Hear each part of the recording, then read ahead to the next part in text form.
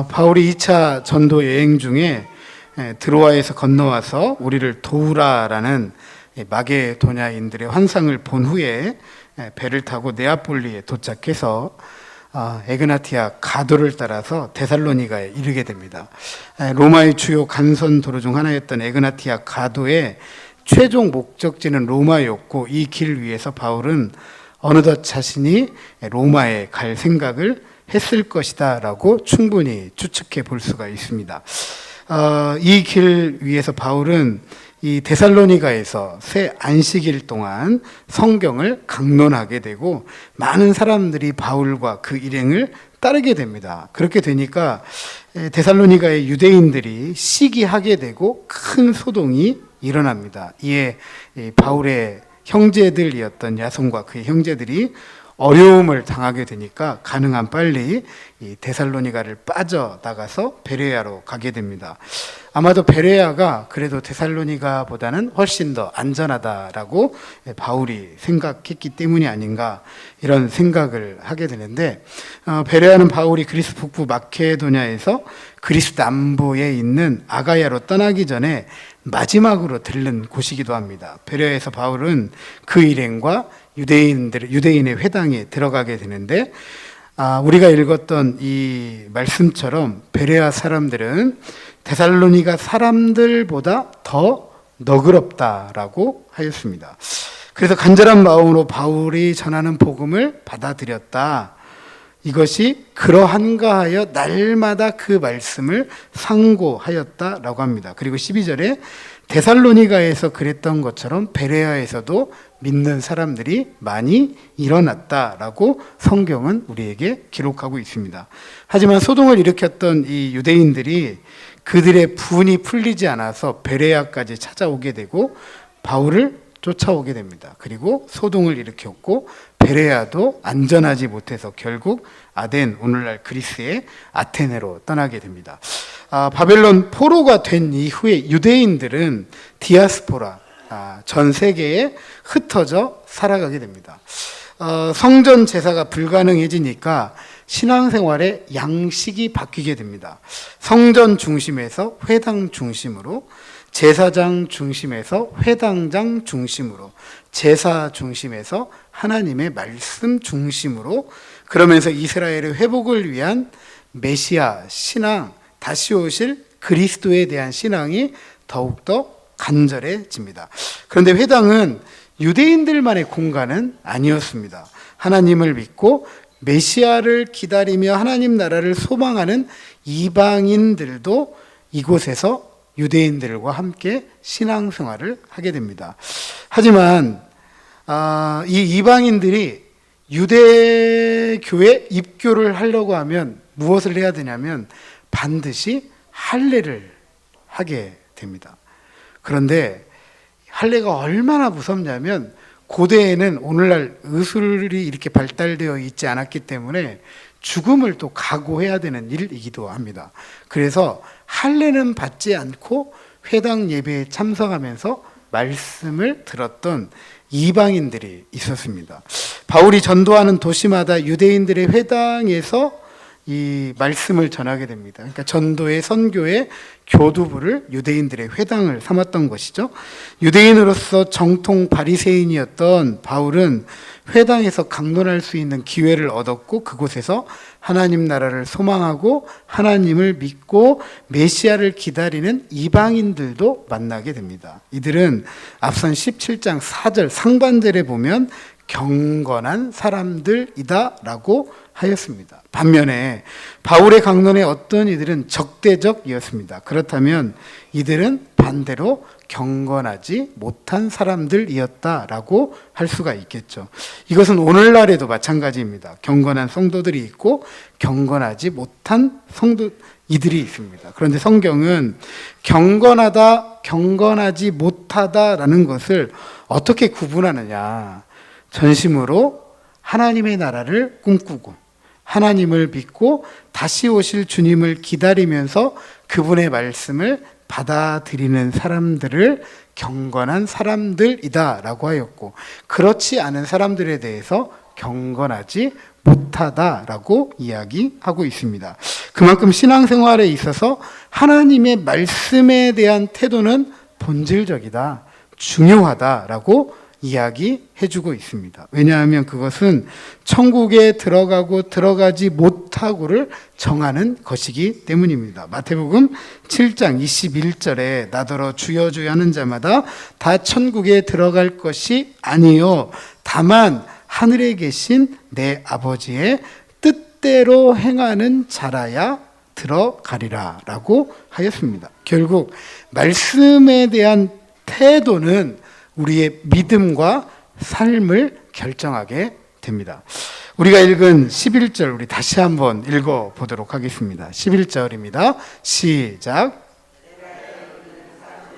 데살로니가에 있는 사람들보다 더 너그러워서 간절한 마음으로 말씀을 받고 이것이 그러한가 하여 날마다 성경을 상고함으로.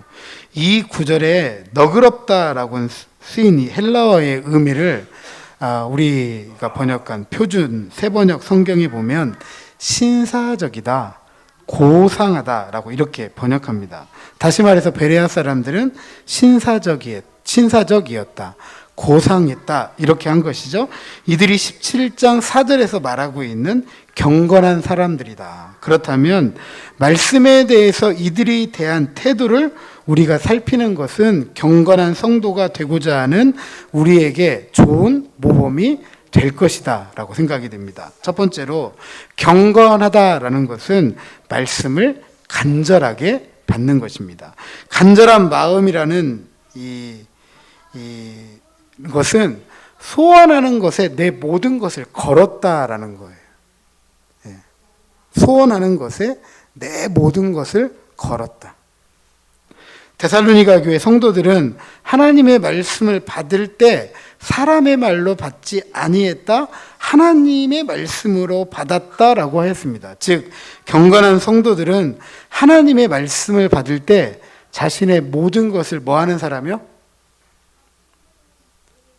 자신의 모든 것을 거는 사람. 도박할 때 거는 거 말고요. 도박할 때 한탕 하려고 뭐 해요? 다 걸잖아요. 그죠? 그걸 전문용어로 뭐라고 하죠? 아니, 뭐 이쪽에서 잘하세요. 우리 무슨 권사님들이. 우리 모집사님이 하셨구나. 올인. 모든 걸 걸었다는 거예요. 내가 가지고 있는 거 모든 거 걸었다. 근데 그 도박은 모든 것을 걸었을 때 내가 딸 확률이 높아요, 적어요? 적은데도 뭐예요? 적은데도 뭐예요? 모든 걸 걸어요. 거기에는 신실함이나 약속이나 확신이 없는 거예요. 그죠? 하지만 하나님의 말씀은 누가 신실하시죠? 하나님이 신실하고, 신실하신 하나님이 약속하셨고, 약속하신 하나님이 반드시 응답하십니다. 아멘. 그럼 어떻게 해야 돼요? 뭐 해야 돼요? 올인해야죠. 자, 다시 한번. 하나님의 말씀이 뭐 하셔야 돼요? 올인해. 이게 간절히 받는 것이다. 그러니까 데살로니가 성도들은 그렇게 자신의 모든 것을 걸었다라는 거예요. 그래서 시험이 있고 환난이 있고 박해가 있고 핍박이 있음에도 불구하고 뭐 했던 거예요? 그걸 모든 것을 각오하고 하나님의 말씀을 좇았다. 아멘. 아멘. 왜요? 그 하나님의 말씀을 받았던 사람들이 하나님 나라를 꿈꾸었기 때문이죠. 하나님의 나라를 기다렸기 때문이죠. 그분의 통치를 믿었고 그분의 통치를 받아들이는 사람, 그 통치가 이루어지는 세상을 받아들이는 사람, 다시 오실 주님을 기다리는 믿음의 사람들이었기 때문입니다. 그러므로 우리가 성경을 읽고 성경 강론을 들을 때에 우리 자신의 모든 것을 뭐 해야 돼요? 올인. 자, 저를 한번 따라서 하십시다. 하나님 말씀에 올인합시다. 옆에 있는 분들에게 하나님의 말씀에 올인합시다. 도박 말고요. 그러실 분은 없겠지만. 그래서 우리 인생을 이 말씀에 걸고 하나님의 말씀, 나라를 믿고 그것을 이루고 성취해가는 경건한 하나님의 사람들 되시기를 주님의 이름으로 축복합니다. 두 번째로 경건한 사람들은, 경건한 성도들은 날마다 성경을 상고하는 사람들입니다. 상고한다는 것 이런 거예요. 조사한다, 검토한다, 신문한다. 오늘날로 말하면 성경을 연구한다, 성경을 공부한다. 지난 2주 동안 우리가 성지 순례 다녀왔지만 성경이 정말 그러한가 해서 다녀온 거잖아요. 이런 좀 성지 순례 같은 거. 이런 걸 의미합니다. 즉 베레아 사람들은 성경을 날마다 공부하고 날마다 연구하는 사람들이었습니다. 성경은 이런 이들을 가리켜서 경건하다라고 하였습니다. 그렇다면 왜 오래된 이 성경을 연구하고 공부해야 될까? 바울은 여러 편지에서 다양한 이유를 우리에게 가르칩니다. 그런데 가장 핵심적이고 가장 중요하고 본질적인 성경 구절이 있다면 우리가 너무나도 잘 알고 있는 말씀입니다. 디모데전서 3장 14절 이하 17절에 있는 말씀입니다. 그러나 너는 배우고 확신한 일에 거하라. 너는 네가 누구에게서 배운 것을 알며 또 어려서부터 성경을 알았나니 성경은 능히 너희로 하여금 그리스도 예수 안에 있는 믿음으로 말미암아 구원에 이르는 지혜가 있게 하느니라. 모든 성경은 하나님의 감동으로 된 것으로 교훈과 책망과 바르게 함과 의로 교육하기에 유익하니 이는 하나님의 사람으로 온전하게 하며 모든 선한 일을 행할 능력을 갖추게 하려 함이라. 아멘. 아멘. 제가 예전에 섬기던 교회에서 한 80이 되신 어르신이 느지막하게 신앙생활을 시작했습니다. 먼저 이제 우리 아내 되시는 집사님께서 신앙생활을 오랫동안 하시면서 같이 신앙생활을 여러 번 권면하고 전도했는데 잘 안 됐어요. 그리고 제가 같이 사역하면서 가정에 신방 갔을 때에도 이 할아버지를 만날 수가 없었습니다. 근데 어느 날 떡하니 하고 교회에 오셨어요. 연세가 어떻게 됐다고요? 80이. 80에 시작했으니까 무슨 신앙생활 아시겠고 하나님의 말씀 아시겠어요? 잘 모르죠. 그런데 앉으셔가지고 예배를 들으시는데 굉장히 참 점잖게 예배를 드리시더라고요. 그리고 그분이 어떻게 말씀을 듣는지 어떻게 생각하는지 잘 몰랐는데 이 아내 되시는 여집사님을 통해서 듣게 되었습니다. 이분이 이 예배를 드리기 시작하면서부터 그 주간에 목사님을 통해서 이 말씀을 듣게 되면 집으로 돌아가셔서 그 말씀을 읽고 또 읽고 또 읽고 하시더래요. 연세가 어떻게 되신다고요? 80. 읽고 또 읽고 하신대요. 그런데 읽고 또 읽고 하는데 이게 이해가 바로 되지는 않잖아요. 그죠? 그러니까 이분이 어떻게 읽냐면 앞에는 어떤 말씀이 있는가, 뒤에는 어떤 말씀이 있는가, 또 이렇게 보시더래요. 연세가 어떻게 되신다고요? 80 되신 할아버지가. 그게 잘 풀리지 않으니까 또 저를 찾아오시거나 또 목사님을 찾아가시거나 또 그렇게 물어보시더라고요. 제가 볼 때 이 80 되신 할아버지가 늦게 신앙생활을 했지만 저희가 생각했을 때에는 너무 늦은 나이에 신앙생활에서 별것도 없겠다 이렇게 생각되시는 분이지만 오늘 우리가 읽은 성경에 보면 이분만큼 경건한 성도가 어디 있겠어요? 그죠? 이분만큼. 하나님의 말씀은 오늘도 살아있는 줄로 믿습니다.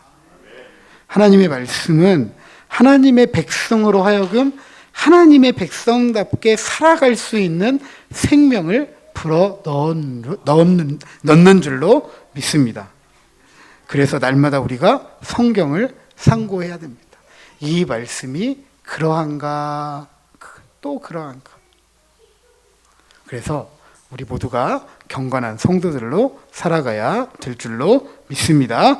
오늘 성서 주일입니다. 우리 전점동 집사님께서 얼마나 비몽사몽이신지 성탄주일이라고 하신 것 같아요.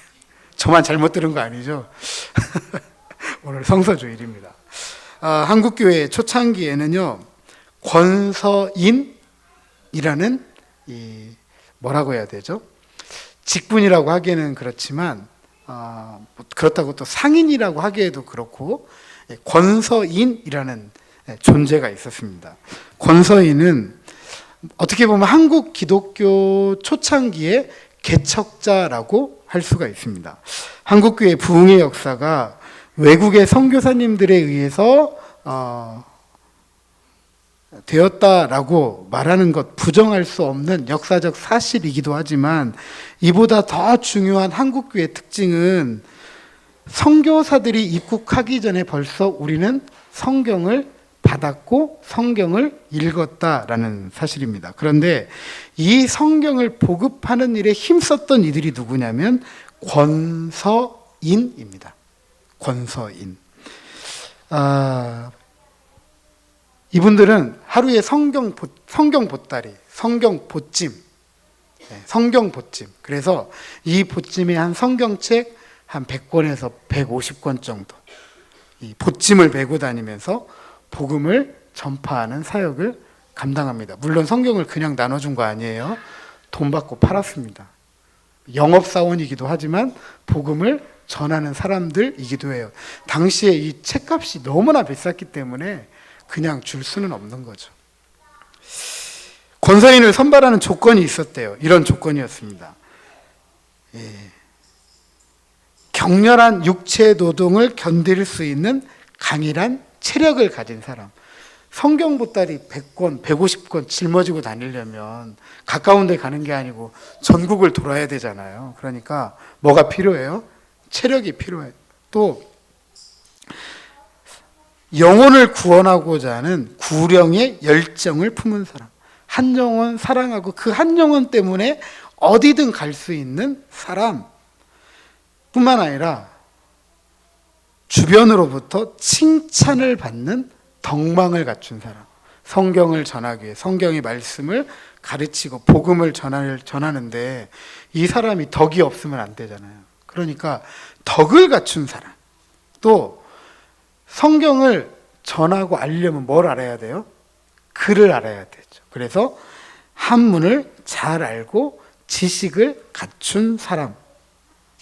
권서인 되는 것도 쉬운 일 아닌 것 같아요. 그죠? 그리고 권서인들이 얼마나 성경을 사랑했는지 당시에 이렇게 불렀다라고 해요. 살아있는 성구 사전이다. 저 이렇게 못해요.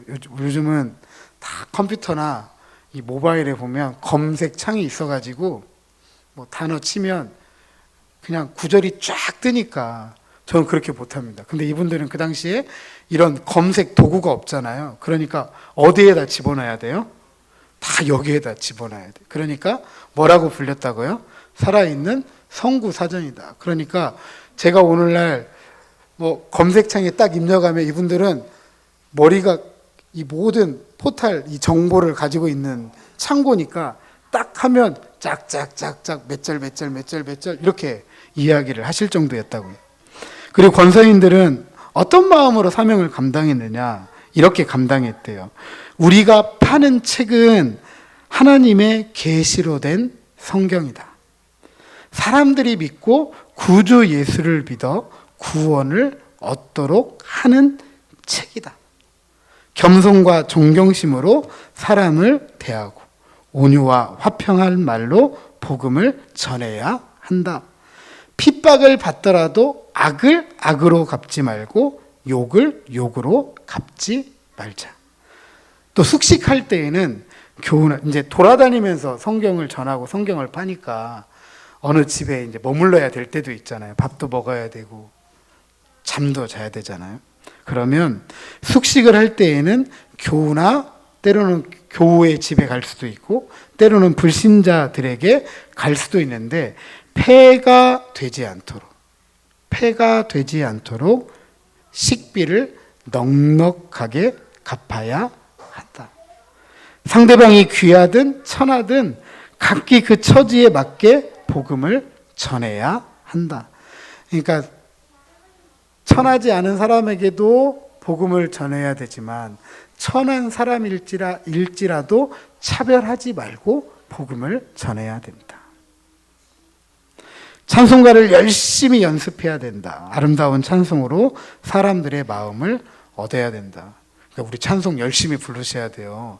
찬송 틀리게 부르고, 오늘 우리 시대로 표현하면 음치면 안 돼요.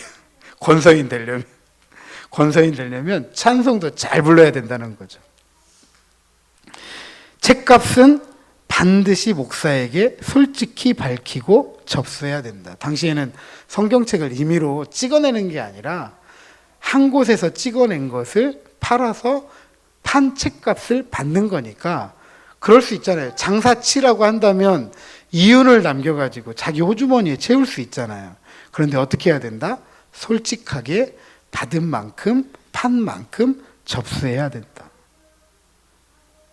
이 정도 되면 이들은 어떤 분들이죠?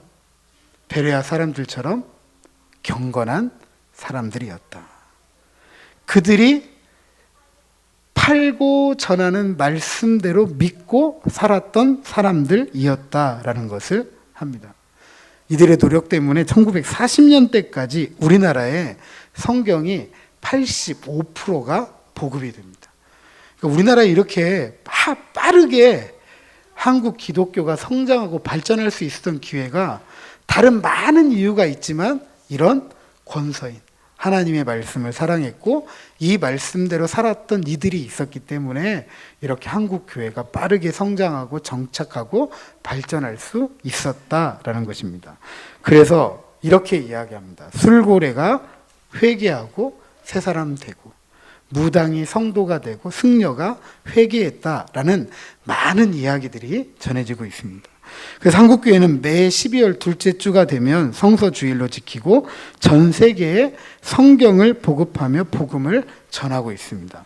대한성서공회에서는 2023년 국내에 234처의 미자립교회를 포함해서 교도소, 선교회, 학교, 병원 등 총 465개의 단체, 117만 697부의 성경과 전도지 보급하고 기증했다고 합니다. 전 세계 95개국 143개 언어로 359만 9,196부의 성경을 보급했다고 전해집니다.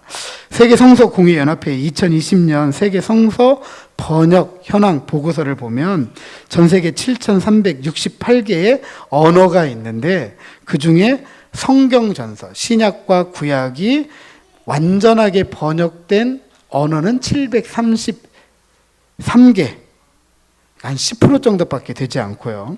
신약전서는 1622개, 단편 성서, 그러니까 마태복음, 쪽복음이라고 하죠. 마태복음, 누가복음 이렇게 쪽복음은 1255개의 언어로 번역이 되었다라고 합니다. 아직도 성경이 번역되지 않은 언어가 약 한 3,766개가 됩니다. 한 50%가 돼요. 우리 교회는 수혜부터 적지만 이 성경을 이렇게 보급하고 성경을 전하는 일에 앞서고 있는 일에 동참하고 있습니다. 이를 통해서 우리나라가 그랬던 것처럼 아직 하나님의 말씀을 들어보지 못한 이들이 성경을 읽고 성경을 듣고 그 말씀을 믿고 그 말씀을 따라 살아가는 이 경건한 사람들로 일어서기를 기대해 봅니다. 사랑하는 성도 여러분, 누가 경건한 성도들일까? 하나님의 말씀을 고상하고 신사적으로 받아들이는 사람, 그 말씀에 나의 전부를 쏟아서 연구하고 공부하는 사람들이 바로 경건한 성도들입니다. 그러기에 오늘도 우리는 이 말씀을 읽고 듣고 지켜 행할 이유가 분명합니다. 왜냐하면 우리는 하나님 나라를 꿈꾸는 사람들입니다. 그 나라의 주인이 하나님이심을 믿는 사람들이고 그 나라를 이루고 성취해가는 사람들이기 때문입니다. 뿐만 아니라 그 주님이 다시 오실 것을 믿고 기다리는 사람들이기 때문에 우리는 이 말씀을 읽고 듣고 지켜 행해야 합니다. 그리고 권서인들처럼 이 복을 나눌 수 있는 믿음의 용기를 가지고 하나님의 말씀을 전하고 외쳐야 합니다. 12월 25일 우리가 새 생명 축제, 한 사람 한 영혼 살려보자고 또 전도의 기회를 삼아 보고자 합니다.